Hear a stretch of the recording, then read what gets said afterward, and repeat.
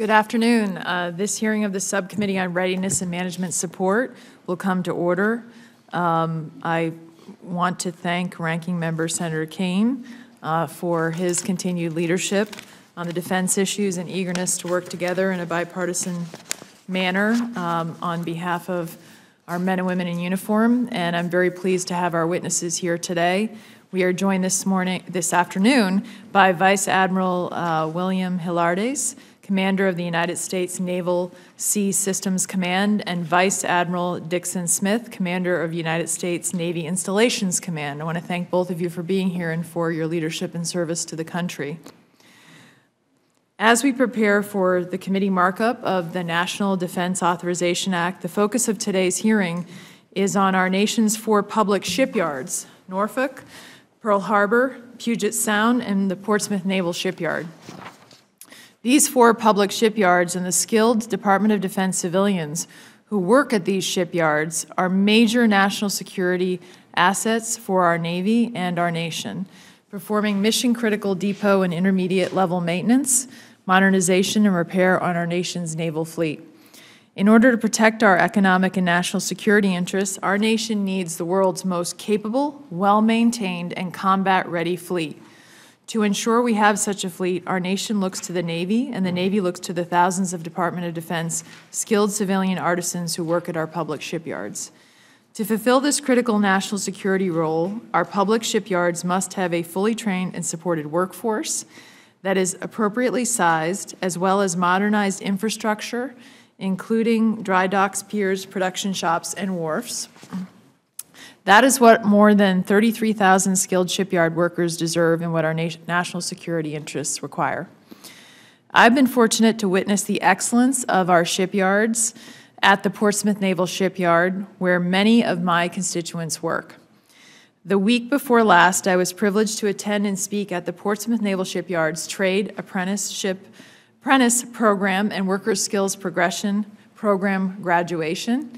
I was so impressed by the comprehensiveness of the training, as well as the quality of the more than 180 individuals who graduated from the program. The graduates actually logged thousands of hours of on-the-job training, trade theory and academic training, honing their trade and sharpening their skills. Portsmouth is known for programs like this and others that promote labor management collaboration, empower the workforce, and create a culture that values high standards and continuous learning. In fact, this subcommittee highlighted these efforts and Portsmouth's dedication to improving its workforce in a hearing that we had before this committee last July. And in that hearing, Mr. Paul O'Connor testified at the hearing, and I'm so pleased to see Paul here today in the audience. In part because of these programs, Portsmouth has solidified its reputation as the Navy's center of excellence for fast attacks, nuclear-powered submarine maintenance, modernization, and repair. These aren't just words. Portsmouth Naval Shipyard consistently proves it by completing submarine maintenance ahead of schedule and under budget. Last year, Portsmouth executed the fastest engineering overhaul of a Los Angeles-class submarine in history, completing the work on the USS Alexandria 2 weeks ahead of schedule and $9 million under budget. We aren't too proud. We have seen similar top-notch performances at Portsmouth with the USS Springfield, California, Topeka, and Dallas. The challenge before us is to ensure Portsmouth and the other 3 public shipyards have the resources that they need to improve performance even further. Our sailors, our combat commanders, and our country depend on our public shipyards. These civilians perform a vital national security mission, and we should avoid policies that make their jobs harder or fail to reflect the importance of their work, like sequestration, government shutdowns, and misguided TDY policies.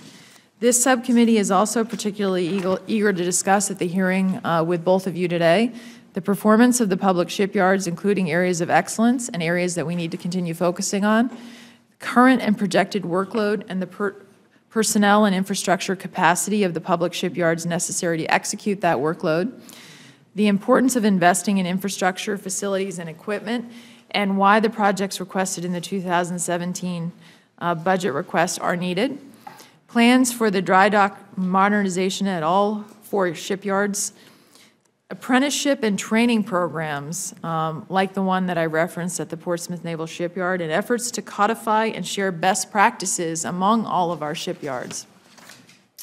Before we hear from our witnesses, I want to touch in particular on one area we will discuss, which is long-term TDY policies that negatively affect civilian shipyard workers across the country. And this is something that I've heard quite a bit from our shipyard.